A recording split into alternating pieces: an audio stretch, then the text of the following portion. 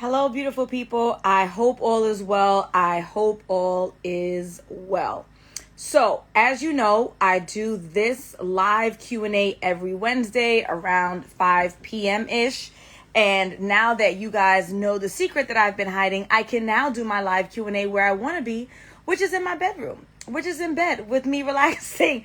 So I don't know the next time y'all go see it. It might be summertime the next time y'all see The Office, because my bedroom is too warm and my bed is too comfy for me to have to suffer in there while I could be right here where I want to be. Welcome, Lily. Thank you for joining. No Limit Consulting. You're the best. Thank you. Thank you.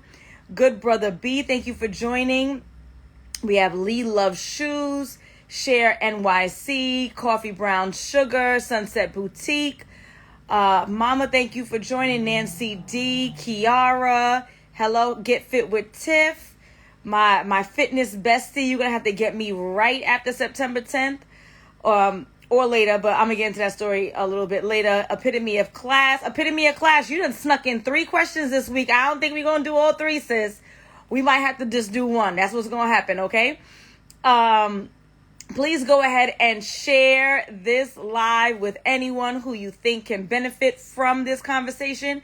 And also, please introduce yourself. If you are new to this live, if this is the first time, if you've ever seen me go live, then please let me know who you are and where you are from so that I can welcome you to the Land of Love community. Okay. Hey, Mocha. Thank you. Thank you, beautiful. All right. So how does it work? Every Wednesday I go live. I'm trying to cue this. That's one of the problems of doing it in the bedroom. It's not as organized, right? I'm trying to cue this thing up. So every Wednesday I go live, but Tuesday around 5 p.m. So 24 hours before I go live. Cheese and bread. All right, here we go. I post this story, right? And this is the opportunity for you to throw your questions in there. Thank you, Mocha girl. This is the opportunity for you to throw your questions in there so that I can assist you, so I can work with you, so that I can help you. Thank you, Mika, for purchasing a badge. I appreciate it. I didn't even start preaching yet, girl. Watch when I start preaching. You're going to see that I earned that badge. Thank you for purchasing a badge. Hello, live from South Florida. Welcome. I'm going to be in Florida in a couple of weeks, not in a professional sense. I'm just going to Fort Lauderdale. Keeping up with Sha. I've been seeing your IG snippets of you. I never joined. Happy to be here. Thank you. Someone said congratulations from Charlotte. Octavia is from Brooklyn. Congrats on your new journey. New to the dating scene. Just wanted to say hello. Thank you. We have Rivers Flow, who is a first timer from Tennessee. Let me tell you, I have a special place in my heart in Tennessee. I stayed in Tennessee during the midst of COVID. My husband was assigned a job there for 1.5 years. COVID was kind of like the tail end of his job. So I stayed with him for a few months before he returned back to New York. So we were in Chattanooga. I also visited Keeping Up with Sha. I don't remember you. You got to tell me, girl. I'm sorry. Oh, there's somebody else from Tennessee. Yeah, I was living in Chattanooga for a couple of months. And then we also visited friends who were in, one of the major cities. All right, let me jump in. So the first thing I want to do is I actually want to start with my pregnancy journey thus far. This is very awkward to me. My best friend Paris told me that I had to come on and do a live to talk about it. Charnel from Brooklyn College. Did I get that right? I kind of didn't want to. I'm like, this is not, I'm not a mommy blog. This is not what I do. However, she said that I was obligated to do so. And thank goodness that my good friend Tiff, because I wasn't going to do it, asked me. So I'm like, okay, fine. Let me answer the question and then do my obligation, I guess, to share with you guys this journey thus far. What's my story? Oh, from ACPC. Okay. Why, thank you. All right. So let me get into this story. I guess I'll start with Tiffany's question. So let me read the question and then I'll tell you my story. And I have some real interesting stuff that I want to tell y'all and I want to put you on to, especially if you're 35 plus and thinking about having any babies. So Tiffany, where the hell is your question? Let me read it verbatim, so that I'm actually addressing your question. So Tiffany asked, and I never say people's names. It's only because this question has nothing to do with romance, right? Tiffany said, how and when did you know you were pregnant? Congrats, LOL. Okay, so this is my story thus far. I found out that I was pregnant, I want to say mid-January. I was 3.5 weeks, and I was sick as a dog. Actually, Get Fit with Tiff, who is here, She is the first person who said something to me because I messed up. Even though I know I was trying, I shared with you guys I was trying. I think I put it as one of my goals for the year. So like I was like, I'm gonna be pregnant by December. I was pregnant by December. So I don't know, but for some reason it didn't really register. So I was feeling sick. I was getting gas X. I was getting a whole bunch of stuff. Like I was sick for like 3 days. And then I did a morning gem talking about being sick and pushing through and nobody cares. And then Tiff was like, hey, are you pregnant? And I'm like, don't ask me no questions like that. But anywho, so that is when I took the test and I found out I was pregnant at 4 weeks. So early in the game, sick as a dog. Sick as a dog, okay? Actually, I just remembered I should actually take a step back. So this actually is not my husband and I's first pregnancy. So we were pregnant back in September. And well, obviously that you can tell that I wasn't able to sustain that pregnancy, right? So we had a loss. And that loss happened on October 30th. I was like 8th week. Like on the 8th week, we had that loss. I took it pretty well. And I mean, you guys know me. I'm extremely practical, right? So I did my Googles. I wanted to know, like at what percentage do women lose babies? Like, when does this happen? Why does this happen? How is it avoidable in the future? And when I got to a statistic that said that 80% of women experience a pregnancy loss because many of them don't even know that they're pregnant in the first place. So when a woman is going through her menstrual cycle, she would just have a heavier cycle and not even know she's pregnant in the first place. I'm like, okay, like I was able to wrap my mind around like the logic, the reason, the science, the medical stuff behind it. And I wasn't as overwhelmed or fazed. They did say that most women are able to go ahead and conceive a child right after. So I'm like, okay, I'll be all right. Andrew took it a little bit harder than I did. But nonetheless, and he said, hey, baby. But I'm like, okay, I'll be fine. Like, like this is normal. If 80% of women around the world go through this, and what makes me any different, right? Like I will be okay. It's not talked about. And as I've been sharing this story with other people, thank you, Love Muffin. As I've been sharing the story with other people, I'm like, yeah, someone told me that their wife lost 2 babies back to back. And then, was able to conceive 2 other children thereafter. So this is not crazy, okay? So I lost that child on October 30th. The doctor told me that I should be able to conceive within 6 to 8 weeks and to hold off on sex for 6 to 8 weeks. But people don't be listening, right? So we waited like 5 weeks. And literally 6 weeks it hit. 6 weeks. So I was pregnant by December.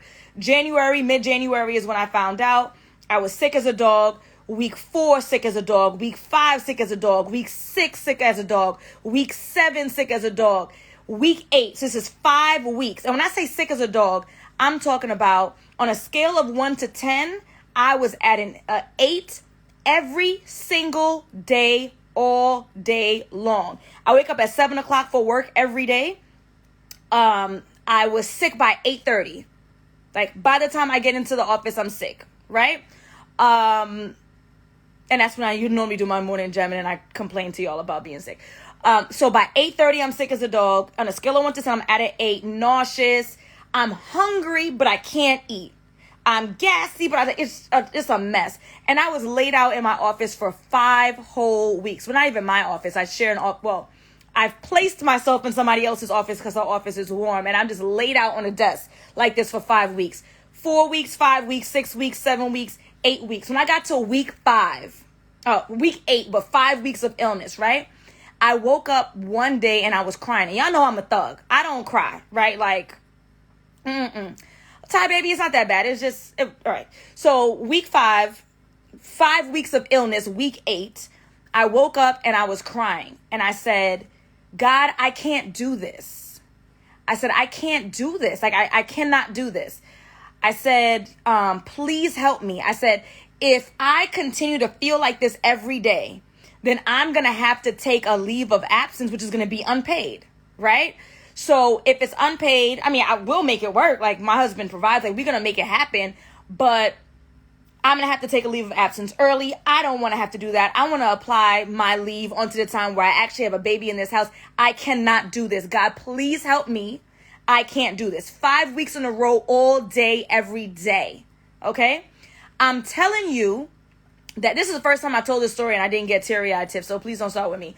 I'm telling you, so that's 7 o'clock. I told you I get sick by 8:30 every day. That is the first day, 5 weeks in a row, that I went from being sick on a scale of 1 to 10. I was at an 8.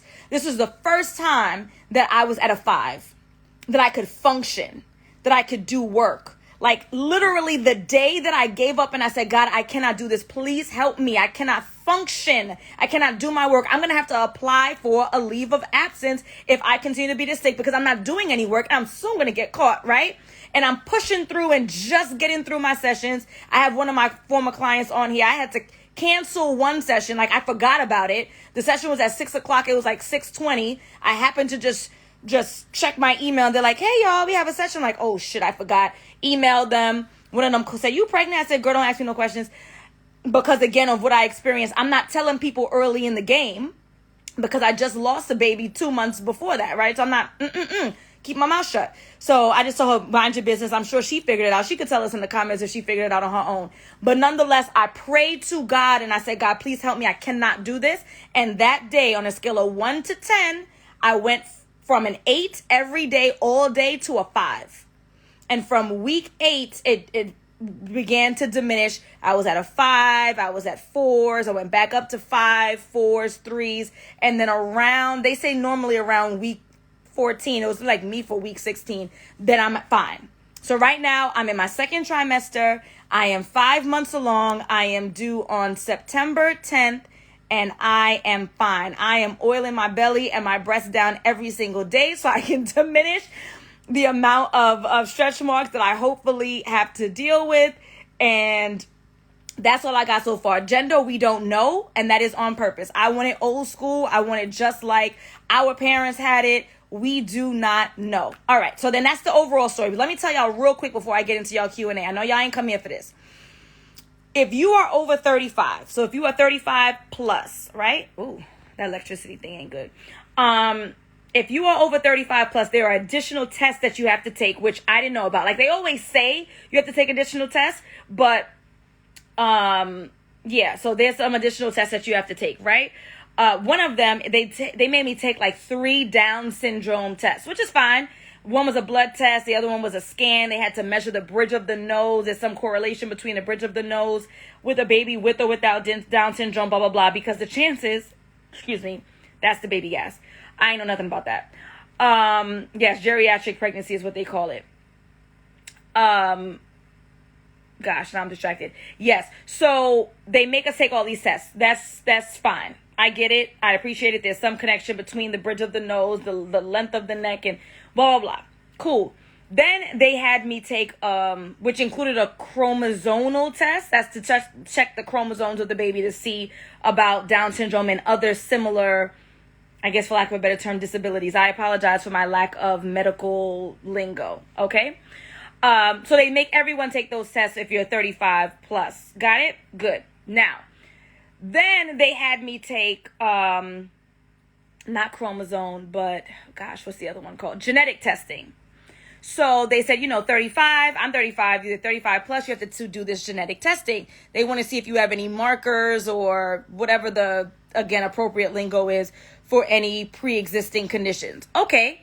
So they draw the blood, they do the test.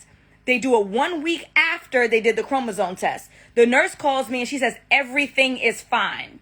Now, it's important for me to tell you that she said that I tell you that the nurse called me because I do have like a platform I could log into, but I was specifically told do not log into the platform to see your results because the gender of the baby is there. And if I scroll back too much, I might see it, right? And like I told you guys, me and Andrew, we don't want to know. We keep it a secret from ourselves and the world.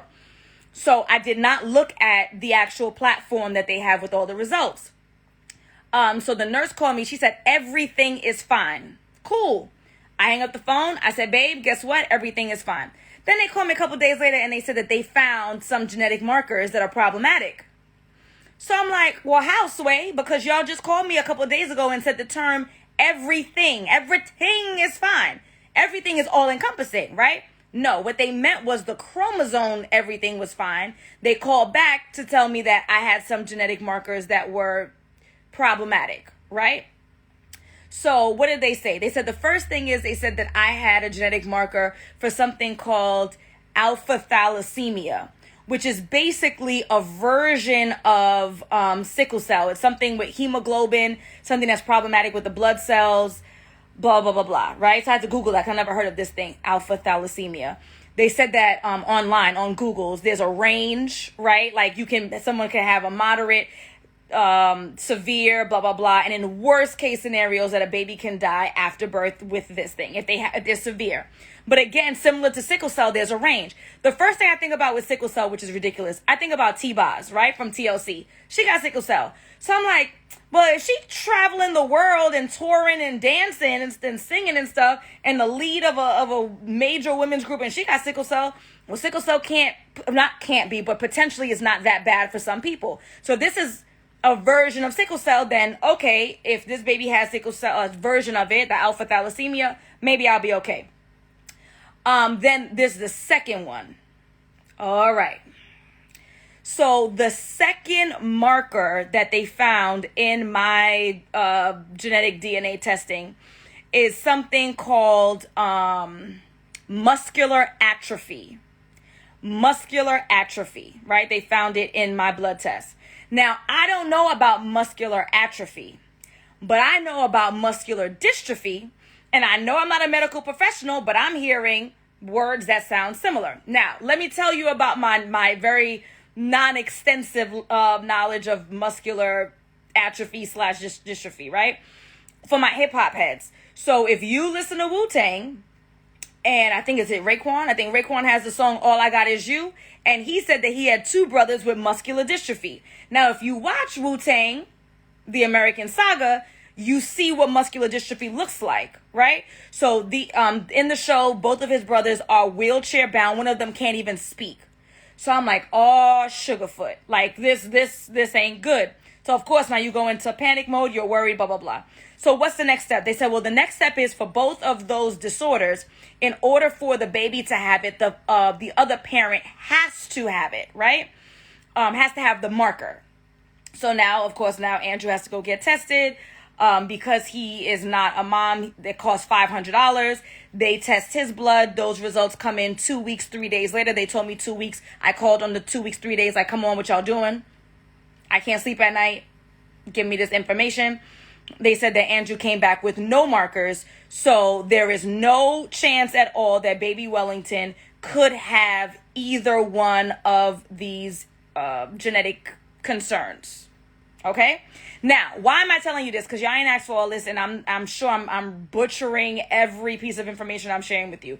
The reason why I'm telling you this is because this genetic testing is only required for moms who are 35 plus.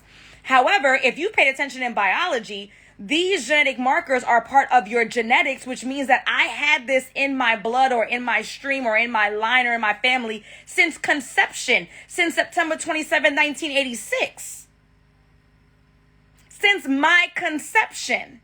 So whether or not I'm 35, having a child should not be the difference maker on whether or not a mom gets genetic testing. Every person should probably get it for the sake of knowing what's in their bloodline, right? But if you are a mother, if you are 17 or 37 or 57, everyone should get genetic testing, because it doesn't matter if I'm 35 plus and so now I get the genetic testing. It would have been in my genes and my DNA if I was a teenage mom. So I say all this to say, y'all, if you intend on having a baby, I want y'all to go ahead and get genetic testing. You could do it preemptively. They probably would charge you, because like they charge Andrew the $500. You could do it preemptively, or no matter what age you are, get the genetic testing, because again, those markers were in my blood from conception. Actually, no, because my birthday's September 27th. So conception was like January of 1986. That's how long it's been in my blood, no matter what. All right? All right. I know y'all didn't come for all this. That is the story so far. Don't know the gender. Due September 10th. 5 months, a couple of days along. No, I'm not taking weekly pictures. I know I probably should. I'm just trying to get as much work done as I humanly can before this baby comes and disrupts it all. Okay? Okay. So now let's get into what y'all came for, our weekly live Q&A. I'm resetting the room. My name is Alison. I am a certified dating and relationship coach. I primarily work with singles to help them find the love and commitment that they deserve. I do this weekly live Q&A as a service to my community, the Land of Love community. If you would like to join the Land of Love community, all you have to do is text the word ALIGN. Text the word ALIGN, ALIGN. I have it pinned at the bottom of the screen to 888-900-5447. I finally learned this new stupid number because my other number used to be nice and short and easy. All right, beautiful people, let's jump in to this Q&A. Thank you, Tip, for asking the question, because I'm like, ain't nobody gonna want to hear this story. They want to hear about their relationship stuff. But since you asked, and Paris told me to, I shared. The genetic part I was gonna talk about anyway, but I gave y'all all the deets, all my personal business. So y'all can't tell me y'all have any shame with sharing with me when y'all going through something. If I'm telling you about baby loss, how many people y'all know on the internet's talking about the babies that they lost? Thank you. So do not have any shame in your game. If you need help, I am here to support. All right. So, I'm about to say first question, but I guess second question. Okay. How soon is too soon for sex talk? I get turned off when a man starts mentioning sex early. How soon is too soon for sex talk? I get turned off when a man starts mentioning sex early. How soon is too soon?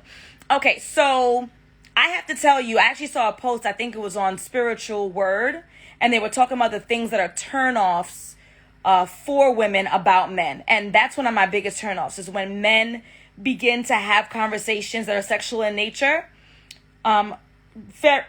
relatively early, right?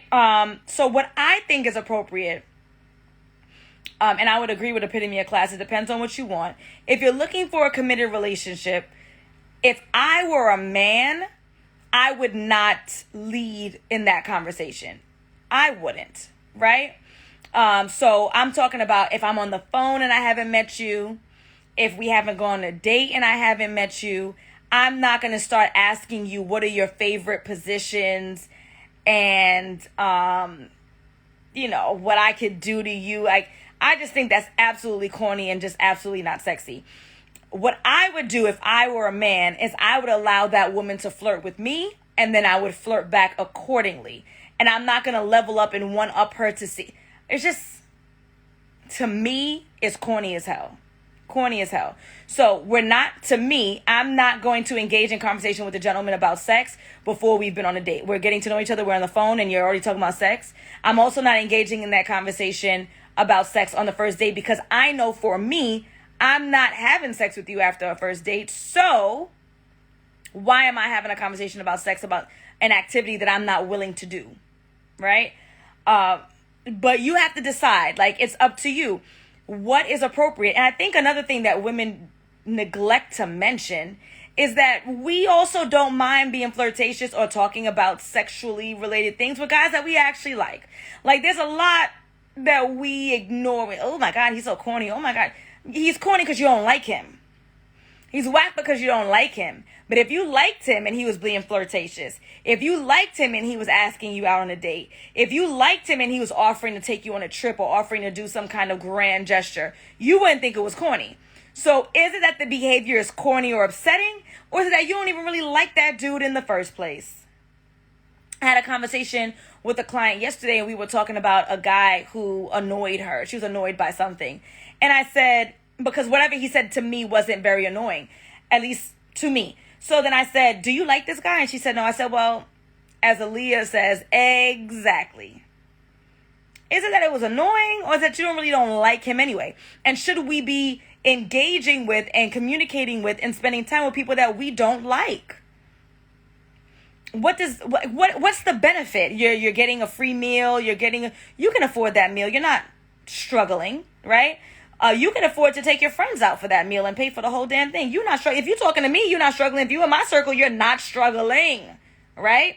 So why are we engaging in conversation, and why are we entertaining people that we don't like? I also think it's a karma thing. So again, if you're using someone, you're spending quality time with someone because you're looking to use them, then you are expecting karma to come and bite you right back in the ass, and you would deserve it.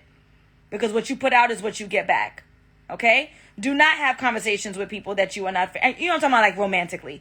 Don't go out on dates with people that you don't like. Okay? Like, it's not cool. And it's a waste of their time, and it's just not cool, period. Okay?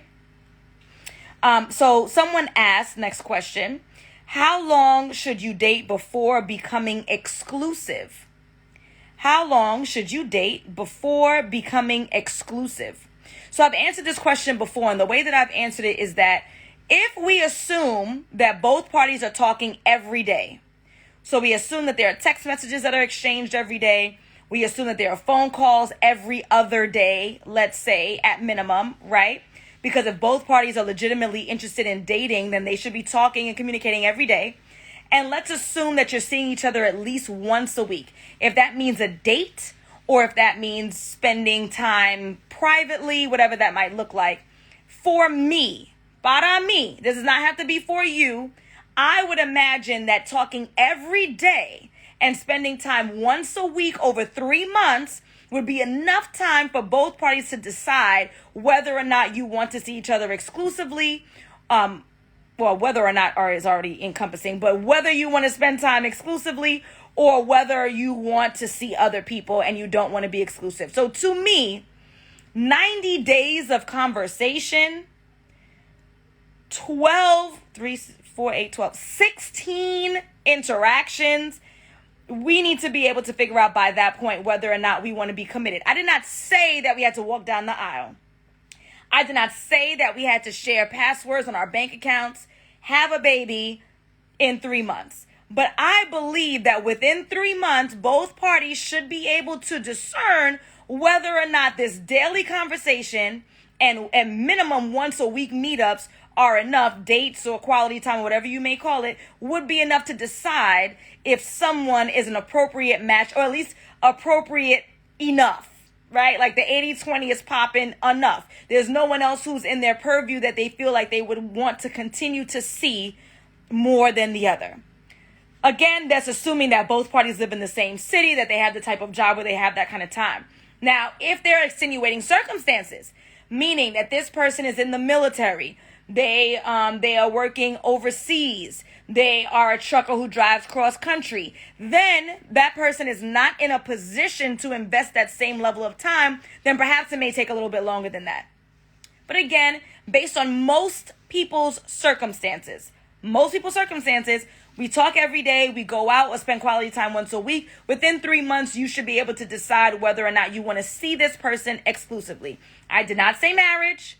I did not say babies. I did not say investing in a property. Exclusively seeing each other, not seeing anyone else in a romantic way. Okay?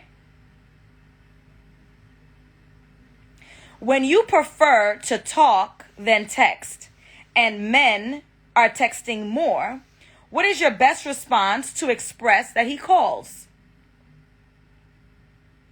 When you prefer to talk than text and men are texting more, what is your best response to express that he calls? Okay? So, I think this is very simple, guys. All you have to do is say, hey, I'm not really that great of a texter, or a lot of things get lost in translation with text. I would prefer to call. What time are you available today or tomorrow? Tell him to call. You call. That's it, y'all. Like, we don't have to make this thing rocket science. We don't have to make it as complicated as what it needs to be. You let him know, hey, I'm not really that crazy about text. A lot of things get kind of lost in translation. You lose tonality. I'd love to hear more from you. So, are you available tonight? Can I give you a call? Are you available tomorrow? Can you give me a call? Feel free to give me a call whenever you like. That's it. No biggie. Okay? Alrighty. I plan to wait until I am in a committed relationship to have sex again. When should I voice? I plan to wait until I am in a committed relationship to have sex again? When should I voice? All right. So I've also answered this question on more than one occasion. I said, I recommend that you talk about, I just to say we don't want to talk about sex, right? But it's not about talking about sex. Like, I don't want folks to be like outrageously flirtatious and, ooh, what do you like? Like, that to me is over the top. But if you're talking about limitations in that regard, I prefer that folks are very upfront about it. I've had more than one client who decided that they wanted to wait until they were married. Folks who had had sex before and were abstinent now, or folks that were virgins. I absolutely never had sex before.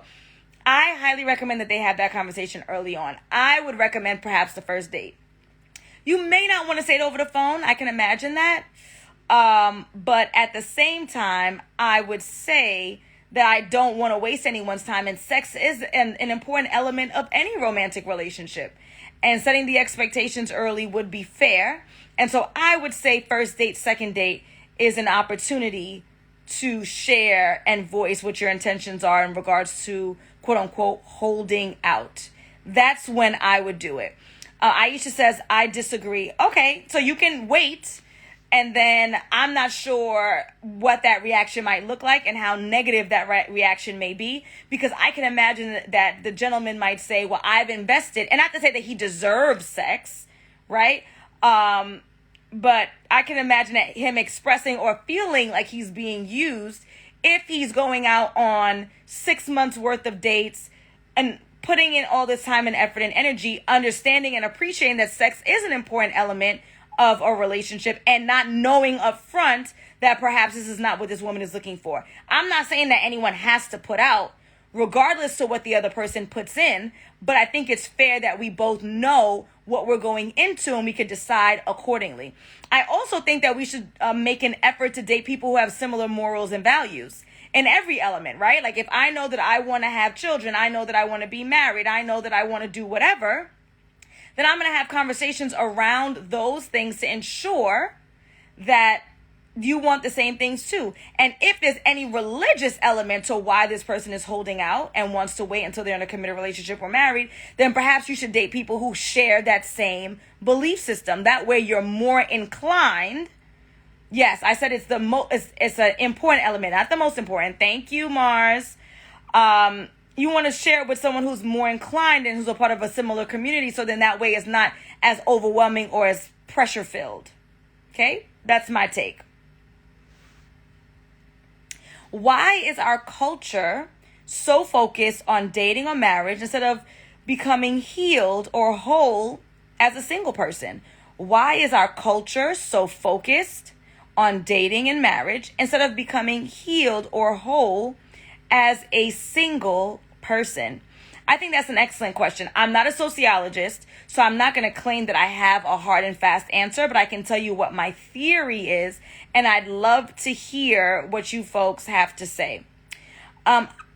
First of all, when you say our culture, I don't know if you mean Black culture, I don't know if you mean American culture, but I would like to say that I don't think that the focus on dating and relationships is exclusively a Black thing. So if that was your intent, I would disagree with that part. If you meant our culture as Americans, I would agree with that. And I would say that the focus is more on marriage and dating versus becoming healed or becoming a whole person, because by saying that the person is not healed or they're not whole, then that's insinuating that something is wrong with them, right? If something is not whole, is incomplete, it's missing. If something is healed, needs healing, that means it's broken. So that means that one would have to admit in the first place that there is something that is lacking within them that needs some kind of correction, that needs some kind of guidance or support. So that would require this person being not only insightful, but willing enough to state logically, okay, that who being rude? No Limit Consulting. I'm sorry, let me put you as a moderator. No Limit Consulting is my moderator. If there is anyone who is being problematic, she will swiftly block you. Okay? No rude comments or replies will be tolerated. And I block people who's nasty in my comments too. We could disagree. What you're not going to do is create an environment of chaos and nastiness. Okay?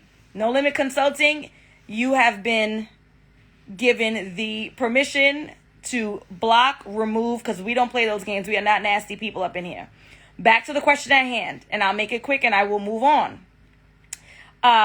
So again, the healing, the becoming whole insinuates that something is wrong in the first place, right? Single, dumb, right? Or lack of being married just means that you haven't gotten to a particular status yet that you desire. It's not indicative of who you are as a human being. It doesn't say or share that something is quote unquote wrong with you that needs correcting, that needs healing. So I think that's why there's so much focus on dating and marriage, because it seems like it's something else to attain versus healing and being whole insinuates that something is wrong in the first place. That's my theory. Again, I'm not a sociologist. Okay, so that's just my theory. Excelente. I can see in my boyfriend's actions that he loves me, but he says he's not verbal. Okay, got it. But he says he's not verbal, so I barely hear I love you. I can see in my boyfriend's actions that he loves me, but he says he's not verbal, so he barely says I love you. All right, so the question here is that a non-negotiable for you? Are the actions enough? I'm not here to tell you that the actions are enough. I'm not here to tell you that the actions are not enough. You have to decide as an individual whether or not hearing the words is a make or break for you. For me, it's not. And again, that is not me insinuating that you should just follow suit because that's Alison. My husband tells me that he loves me, but that's not a must for me, right? A must for me, a part of my love language is what he does, which is affection. That yells, I love you, I want you, you're hot and sexy, right? And that's what I need. You have to decide for yourself what your needs are. So if you need words of affirmation, if that is your love language, in order for you to believe that this person loves you, you need to hear them say those words, then that means that would be a deal breaker for you. So you have to decide, are the actions, whatever those actions might look like, right? If it's doing tasks for you, or like for me, like I said, it's the physical touch. You have to decide if those actions outweigh the words. And no one can tell you that you're right or you're wrong. No one can tell you that you're right or you're wrong. You must decide for yourself what your non-negotiables are. You have to decide for yourself what your love language is. You can Google it just to confirm and take a little 5-minute quiz. And then decide from there whether or not you want to continue with this relationship. For me, it would not be. But that does not mean that my answer is right and your answer is wrong. You have to decide what your priorities are and then move accordingly. Okay? Someone says my love language is food.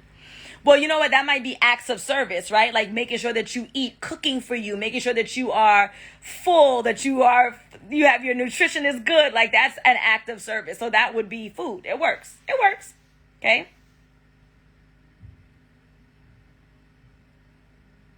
When is the right time for a guy to tell you he loves you? We haven't even went on one date. When is the right time for a guy to tell you he loves you? We haven't even went on one date. All right. So, well, thank you, Get Your Guy Coaching. All right. So in regards to the right time for a guy, we just talked about this, right? It may be never. It may be once a month. It may be 6 months in. It may be a year in. There's no hard and fast answer. But what I will tell you is if you've never been on a date with this guy, how the hell does he know you to love you? How does he know you to love you? I would be very cautious, not even the term. I wouldn't talk to him anymore because I would think that he's not well. Like very cautious means I still mess with you, but I am running in the opposite direction. What is he looking to get from me? I've heard stories like this, and it's normally something along the lines of this person is homeless, they need a place to live. This person needs their papers. And if you come from an immigrant family, you know what papers I'm talking about. Something is up. I would not entertain a gentleman who told me that he loved me before our date or within weeks of knowing each other. Absolutely run. Yeah, absolutely run. Everyone's saying this. Pure manipulation. He's a stalker. He homeless. I love it. He homeless. All right. Love bombing. Google it. Narc. He's a few chocolate chips short of a cookie. Yeah. I agree with Busy Bee. He's definitely love bombing you. That's very weird energy. Yeah, he's a K1. He needs some kind of documentation. This seems very questionable, and I absolutely would not entertain the gentleman. I would not engage with him at all moving forward. At all. Is it a red flag if a new guy isn't a leader and takes initiative? Wants me to make the first move, feels lazy to me. Is it a red flag if a new guy isn't a leader and takes initiative? Wants me to make the first move, feels lazy to me. This goes right back to what we were talking about earlier, about what your non-negotiables are. If you have a list, is what I recommend for my clients, a list of 5 to 6 non-negotiables. These are behaviors and traits that a man or woman must have in order for you to consider dating them. And if being a leader or taking initiative is a part of your non-negotiables, then this is a red flag for you. It is an inappropriate match for you. It is undesirable for you. It's unattractive for you. And so, yes, this is a red flag and you should not date him because he's not meeting what you're looking for in terms of morals, values, and character. Please note that's what I said. 5 to 6 non-negotiable traits, behaviors, character. I did not say he needs to be 6'6", dark skin with a beard that connects with straight white teeth. I didn't say that. I didn't say that he needs to make 6 figures. 6 behaviors, traits. Because what happens many times, especially for women in our 20s, is that we go after this uber attractive guy who has nothing going for himself. He hurts us. He burns us. He plays us. And then it's, the men, where we make very poor choices. We need to make better choices. And men are not excluded from this too. They make very poor choices too. Especially in our 20s. We're young, we're dumb, we don't know what we're doing, right? We go after the video vixen looking chicks, and then we're surprised when they use us, and then we say women are gold diggers. Well, yeah, because you're going after the woman who clearly is living a gold digging life, and then you're surprised. You are surprised when the women that you want to date want to get their body done, but look at how you is the word admonish? I don't even know. That might be the antonym. But you love on, you like, you share, you sweat, you DM, you're thirsty over those women with those physiques, and then you're surprised when the women that you date want those same figures. Like, we have to be more practical, and we have to make better choices as to how we decide whether or not someone is an appropriate match. But my bad. That's not what you asked me. The new guy is not a leader, doesn't take initiative. If that bothers you, then he's an inappropriate match, and you should keep it moving, yes. But there's no, for the most part, unless we're talking about abuse, there aren't many universal red flags. Unless we're talking about abuse, unless we're talking about narcissistic behaviors, what's a red flag for you isn't a red flag for me, isn't a red flag for her, isn't a red flag for them. So you have to decide if that's inappropriate for you, then, which I would agree, I would also agree that's quite unattractive. So this is not outrageous. But if it's a red flag for you, then you keep it moving. Okay? How do you know if you and your significant other are ready for marriage?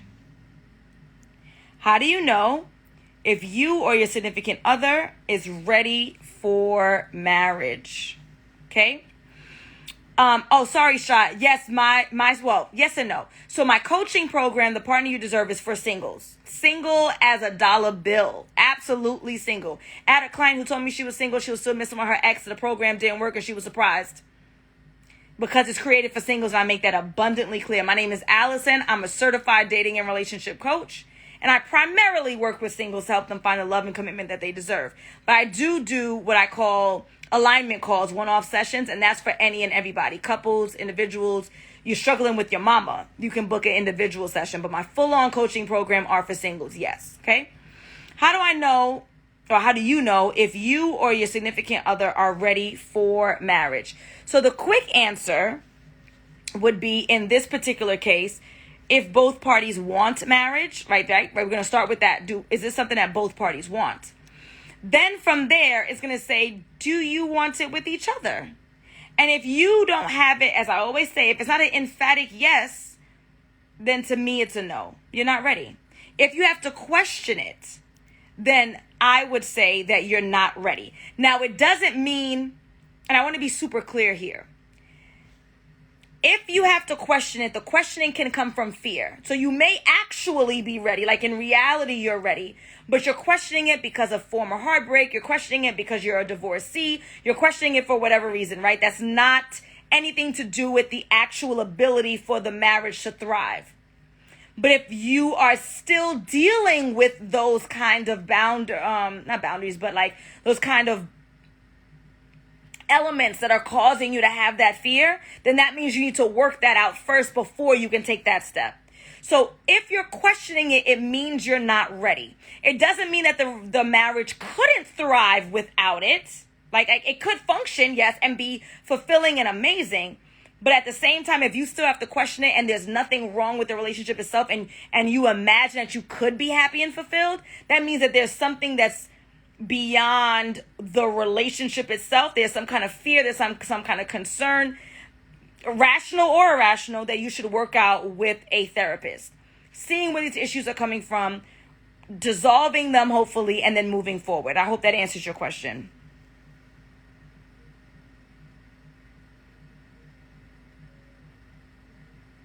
I'm 42, dating a 24-year-old man. He's mature and owns his business. Can I keep a 17-year different relationship? Can you? Yes. Would I have recommended it before it started? No. Can you keep it? Yes. Could it work? Yes. Is there a possibility? Yes. But had you and I met before you started dating this gentleman, I would not have recommended it. I just believe that even for someone who's mature, a 17-year gap at this age, right? When someone's like 60 and 77, 17 years ain't no big thing. But 42 and then a 24-year-old man, and even if it were the genders were swapped, to me, there are too many grave differences, at least on the surface, that would caution me from advising anyone to jump into a relationship of that sort. Y'all already together. So don't worry about what my opinion is. My opinion doesn't matter. How is the relationship functioning? Are you fulfilled? Are you happy? Is he fulfilled? Is he happy? Do you see growth and development? Your age at this point, because you're already in the relationship, doesn't really matter. What matters is the quality of said relationship. And if said relationship is thriving, then who the hell cares about our opinion about 17 years? Who cares? Again, if you would have asked me before you got in, I would not have recommended it. Okay?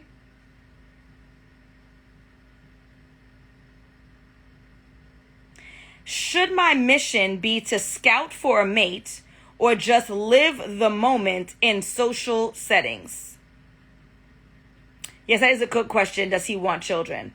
That definitely matters, because if he does and you do and y'all don't get started like yesterday, then that might become problematic. That's an important question.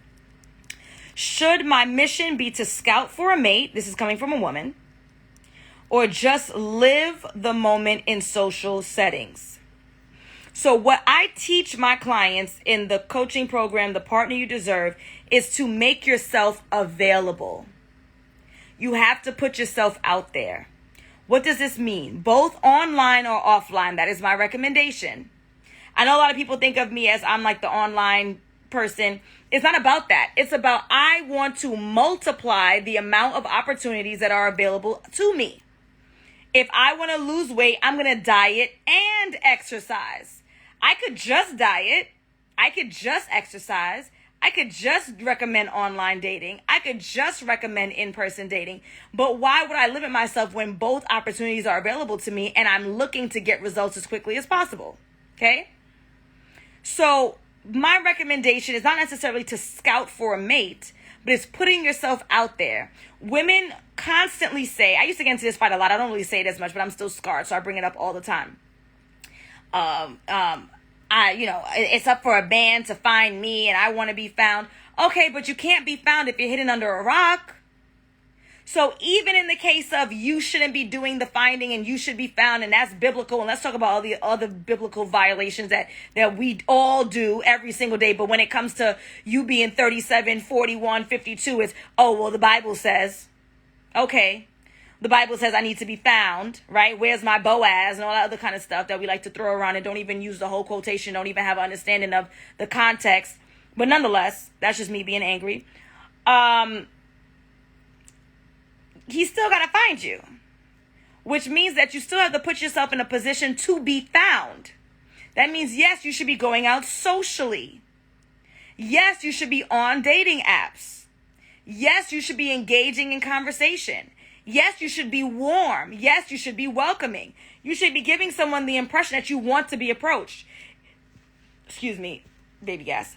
It's not like in what world do we expect to quote unquote be found if we are in our rooms watching Netflix, eating ice cream all day long? Half of us already work from home. When and where are you going to be found? Ruth went into that field. Thank you. You have to put yourself in a position to be found. How are you going to get hired for a job if you don't write the resume, you don't apply on Indeed, you don't go store to store, which nobody does anymore, but you get the point. You have to put yourself in a position to get the interview. You have to put yourself in a position to go on the date, to be engaged in conversation, potentially with strangers. So are you doing the scouting? No. That doesn't absolve you from the responsibility of putting yourself in a position to be spoken to be approached. You can also do a bit of approaching too, y'all.